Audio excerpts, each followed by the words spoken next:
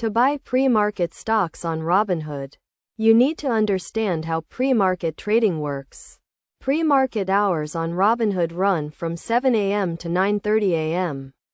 Monday through Friday, and most U.S. stocks and ETFs are available for trading during this time.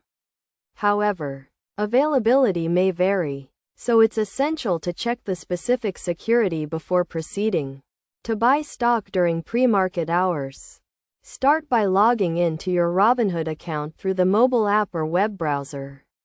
Then, search for the desired stock by clicking on the search icon and typing the name of the stock you want to purchase. Once you've selected the stock, click on the Buy button, and then choose the dollar option or the order type that is selected by default.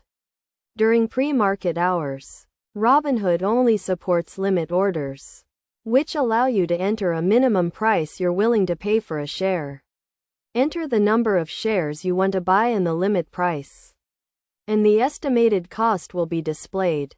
Review the details of your order carefully, and then swipe up to submit. Your stock will be purchased. And that's how you can buy stocks during the pre-market on Robinhood.